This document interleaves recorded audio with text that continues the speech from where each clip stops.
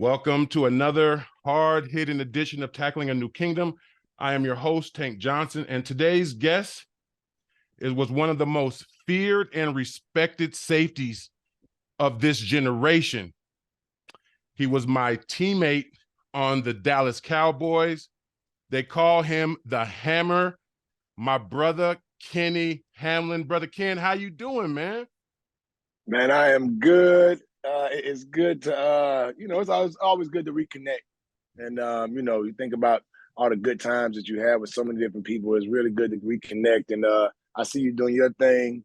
So it's definitely good to see you shining and building your brand and building this media side of Tank. Yeah. So I'm blessed though, man. I'm good. Man, that's dope. Well, it is an honor to have you on the show. And as you know, on my show, we tackle things in three buckets. We're going to talk about something current, something real, and something controversial. And today, in tackling something current, I want to talk about all of our friends and former teammates that you see over many different media spaces. And they are taken over with this thing called new media. When you look at having old friends across those platforms, like what are the opportunities? What do you see when you see friends across those type of platforms? Well, I think it should be a lot of opportunities and a lot of doors that can open up. You think about all the relationships that you have built over the time. That's why it's always good with people, with organizations, and everything else, because you just never know. And now it's not just Sports Center or ESPN or NBC, and you got Amazon, you got all the other Peacock and all the other avenues that you can actually go down now to have people that are on those platforms. So I try to make sure that if there's an opportunity, if there's a conversation that can be had, to make sure it's had, because that opportunity can definitely boost. It's a hell of a marketing toy to be able to use. Yeah. When you think about you got a brand or you got product and you trying to really get yourself going. It's good to have people in those places, especially situated in those places, comfortably in those places, to where they can actually speak freely and give you that plug, on whatever you have going on. No, that's for real, man. I mean, like, I know that when I'm trying to accomplish something or and it seems like an insurmountable task, I take a step back and I look at the landscape and I look at like all the former players that are in position now to be able to help us. And I've utilized it. And you, as a brand owner, you are the owner of the Arrival cigar. And if you guys don't know, it's actually a part of the Tackling a New Kingdom set.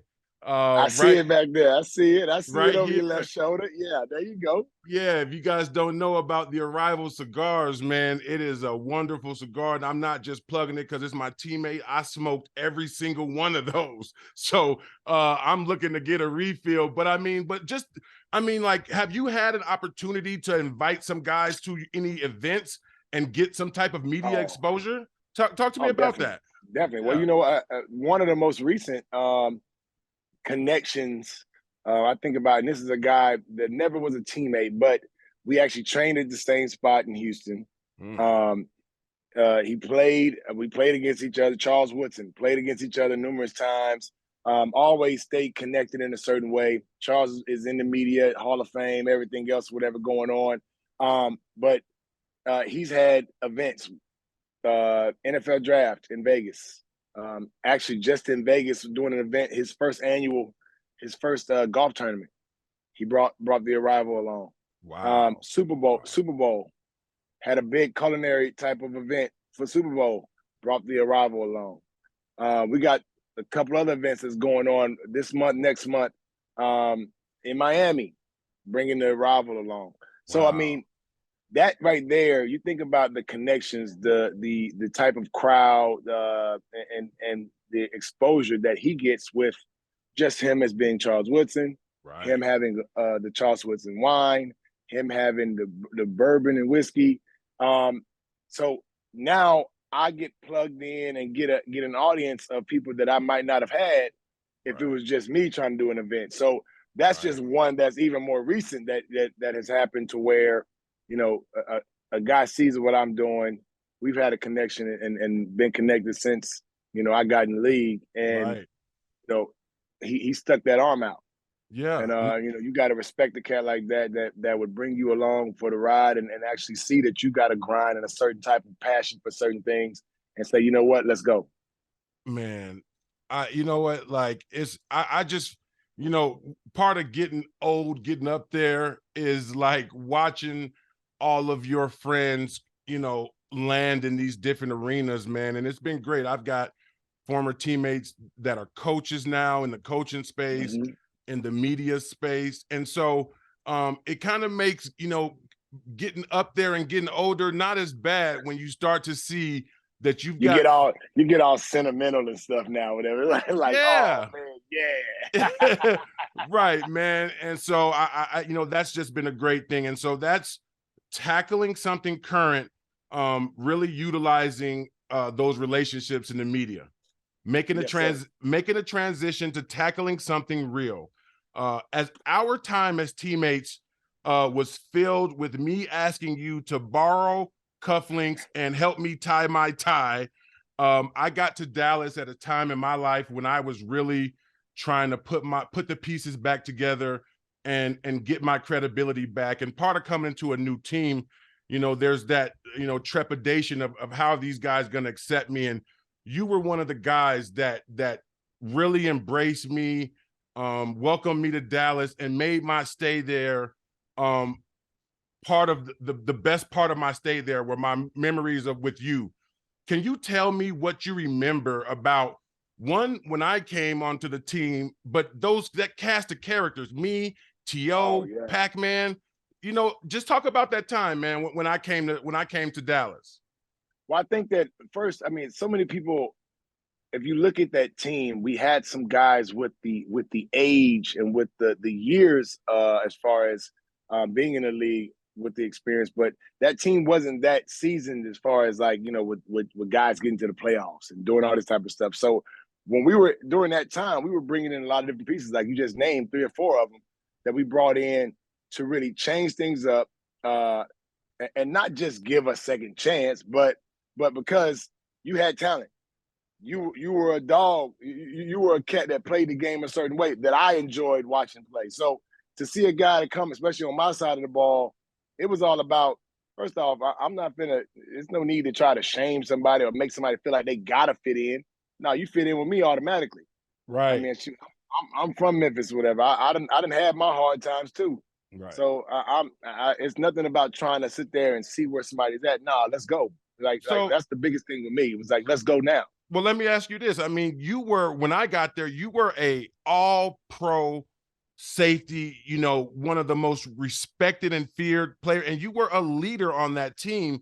And when Jerry Jones goes to make those moves and bring in guys who may have had some character things, was there anything like specific that you thought you had to do with guys like me, T.O., and Pac-Man? Or like you said, you just said, hey, you allowed us to be ourselves and let us fit in?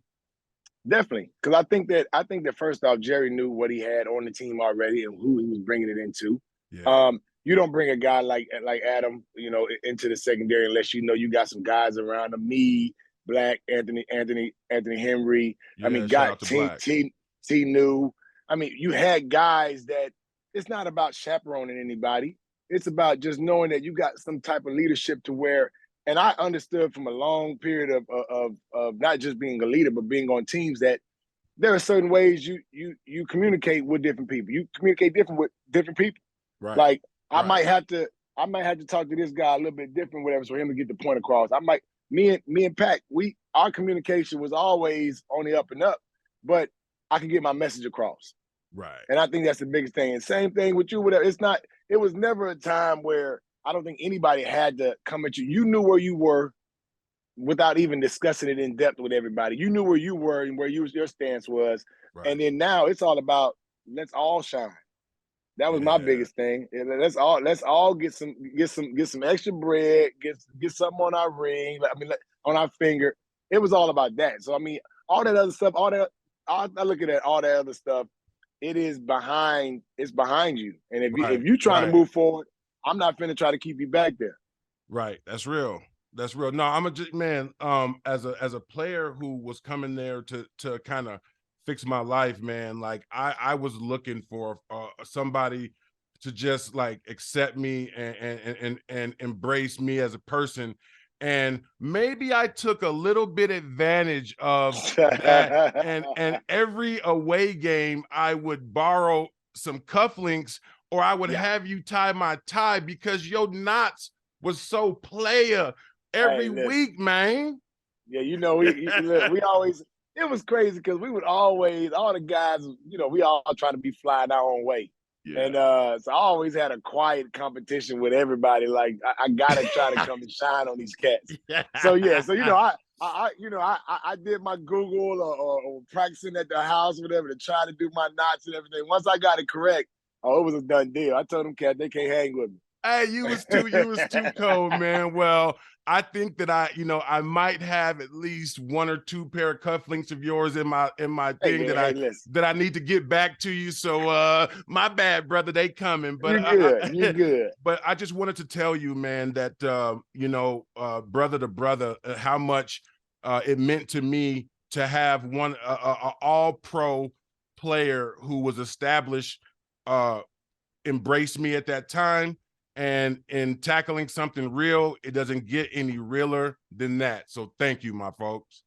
Man, no doubt. Now, last thing I would say about that is that like I said earlier, I've had my hardships, I've had my ups and downs. Right. It's always, and you already know this, it's always about getting up, whatever, from it. So I'm never going to sit there and try to hold somebody else down, whatever, for whatever they're going through. When I know I've always had my ups and downs too. So it's better, whatever, for us to sit there and to sort of be accountable for each other and push each other to go forward and to move past whatever it is that we were going through. So I mean, I think you get in there and the vibe that we had. I mean, you, T, with Marion, rest in peace, Marion. Yeah, I mean, with all these cats, man, like it was the best vibe that we could have had with the type of groups, the type of guys that we had in there too. So let me ask you this then. What went wrong? Why did we not have the type of success that we should have had with the type of talent we had? Oh, yeah. And I'll say this,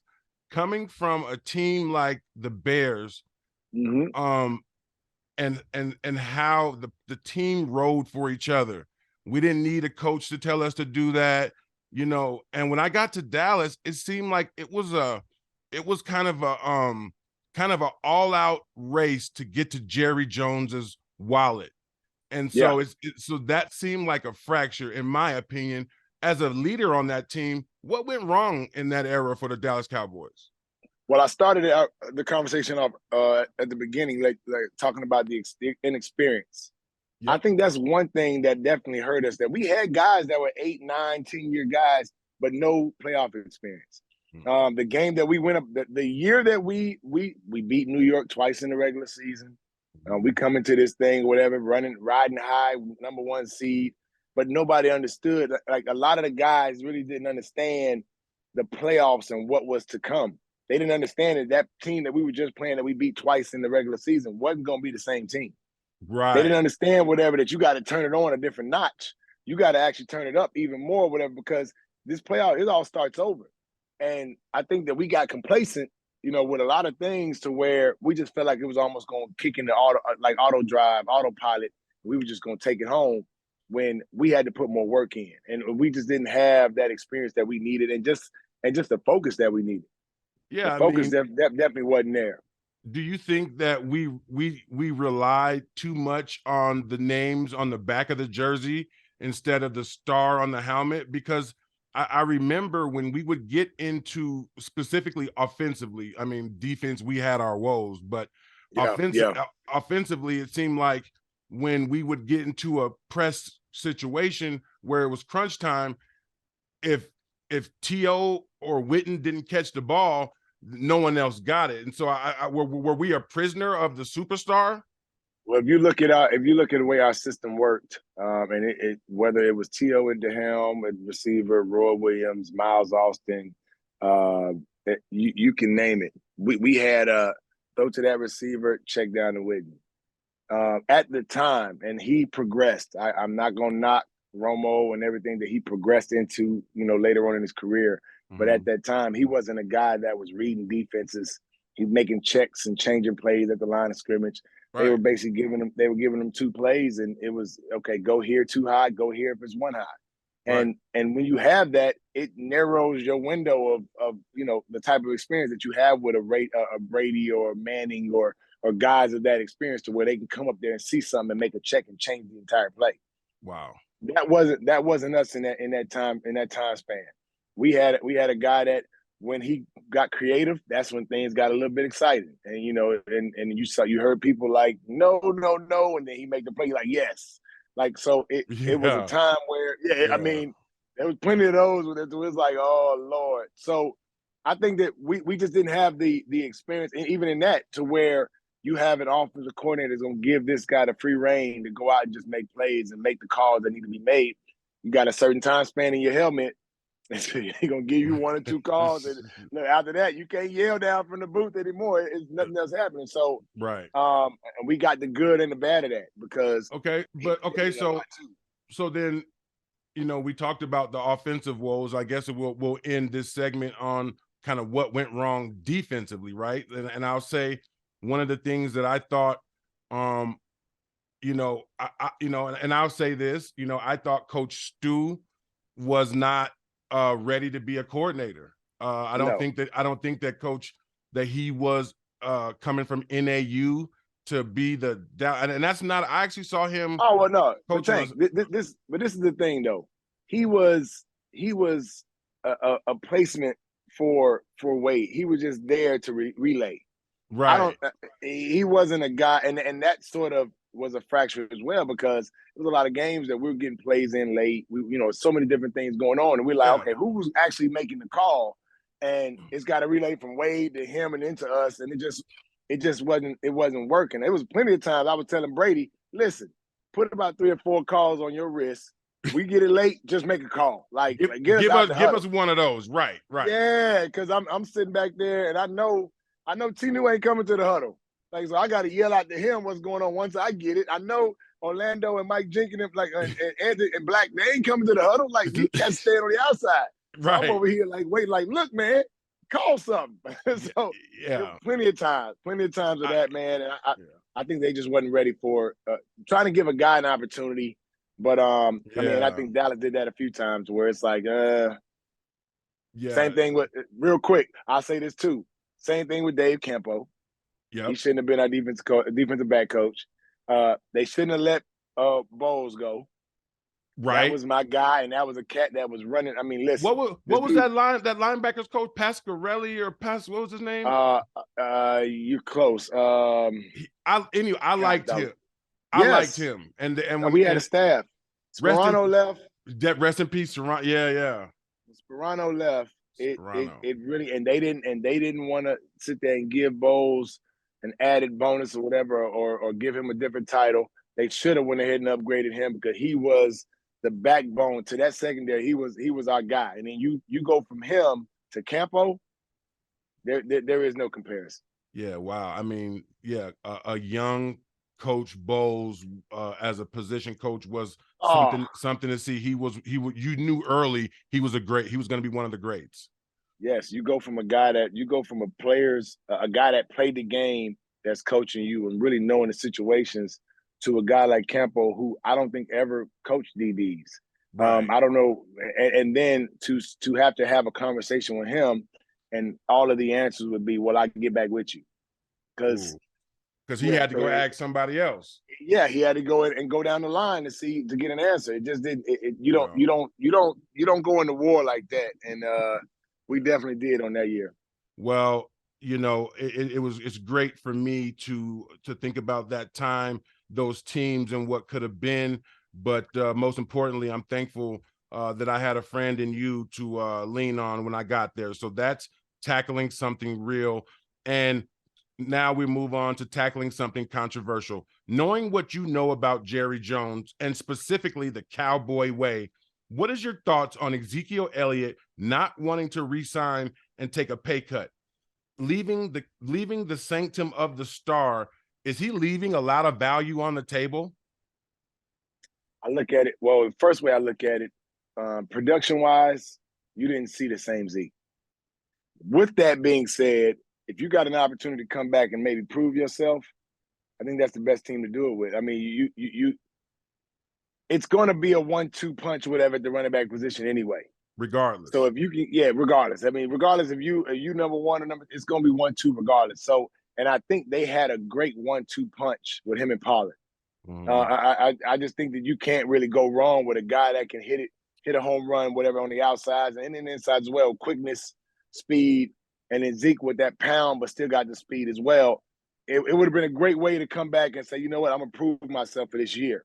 Right. Now, if he not on the cocky side, he think he still got some gas in the tank, and he can go ahead. I feel like best fit would have been him jumping to Philly and be like, I'm gonna prove y'all wrong. I'm gonna prove y'all wrong by going ahead and beating y'all 2 times. But I think that would have been the best move.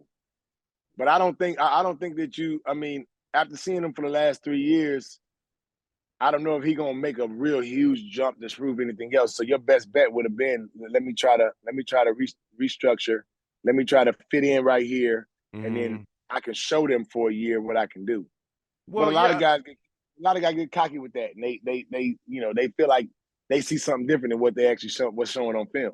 Yeah, no, and that's what I'm saying. Like, from a leadership standpoint, I thought that Zeke was one of the kind of leaders and like stabilizing forces in that locker room in that huddle, to where when guys see Zeke, no matter his production, he's a calming influence, in the huddle. And so, knowing, I was a backup nose tackle making $8,000 a week with a radio show in Dallas. And so when I'm looking at like all the money that Zeke could make up off the field and continue to grow his brand in Dallas, I just, I think the market. The market is there. The market is there. I mean, so that's the one thing like you're talking about with that market in Dallas. Yeah. It's unlimited. It's unlimited what you can do. Right. And he's a cat he has his own style and he has things going on, whatever. So he has an opportunity to really continue building that brand. Right. This is my thing. Once they got rid of the offensive coordinator, I feel like then you can keep him because now you can get an OC in there that's going to run the ball a little bit more and actually utilize him for more than just 1 quarter or 2 quarters. But it just seems like after this last year, because they didn't make any moves the previous year, right. I feel like they feel like they needed to go a different direction. Now we'll see if it's going to work because you bring in a guy in Ron Jones from Tampa, and I don't think he gives you the same that Zeke could give you. Right. So now you're going to see that 1-2 punch. Yeah, because now you got Pollard, and now you got him. I don't see him being as Zeke, even Zeke right now. I don't see him being that same guy. Yeah, I mean, listen, I had Tony. Full disclosure, I had Pollard on my fantasy team, and he was my MVP last year. And just like like I said, if I could give Zeke any advice, I would just say, look at Dion, look at Michael Irving, look at Troy, and look at the brands that those guys have been able to have over years. And sticking with that one team. With that one team. Yeah. Well, go ahead. Troy and Mike. No, especially with Troy and Mike. I mean, you think about you are a Dallas Cowboy. Like, that's it. Right. I mean, hey, there is no other jumping around. Dion did his thing and bounced around a little bit, but that's prime. You can't compare. Right. But for a guy to be a lifer with the Dallas Cowboys, you're talking about 10, 15, 20 years from now, what that still will hold, what value that holds, it's heavy. It's heavy. I mean, like, I still go back to Dallas and I got a sprinkle. I just get a little sprinkle of love, whatever. Like, so you think about, I was there 3 years. You think about a cat that's been there for that whole time and what he was and what he still can give to the team. Right. It's definitely something to look at and consider. And it's still not I would say the door is still isn't all the way closed, Right, but right, right. it's definitely getting to the point where somebody gonna have to put their foot in the door in a minute. Yeah, I mean, listen, I think of all the connections of him and the Salvation Army, and I look at, you know, all of the ways that he can continue his brand, and quite honestly, you know, I know he's not in a position to look at hanging up the cleats, but he's moving in that direction where you have to start thinking about your second career, and having the star on your helmet is a big advantage in your second career. And Oh, so, yes, sir. tell me about Huge, that. huge in moving on. You think about the opportunities you automatically get.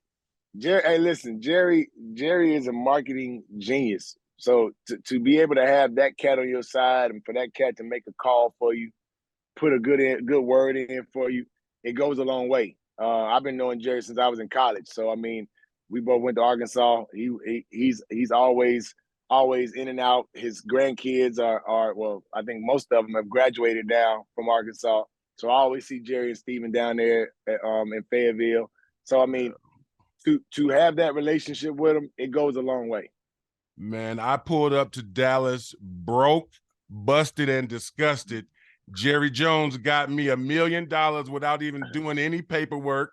And and you know, he had me, you know, for vet minimum. And I'll never forget that, man. He said, Tank, I know your money's messed up. I've been there before. He said, but I'm gonna take care of you. And you just, you know, having that feather in your cap is priceless. And I hope Zeke doesn't stray too far from the star, because the advantages are priceless. So No doubt. that's tackling something controversial, and I'll get you out of here with a quick rapid fire.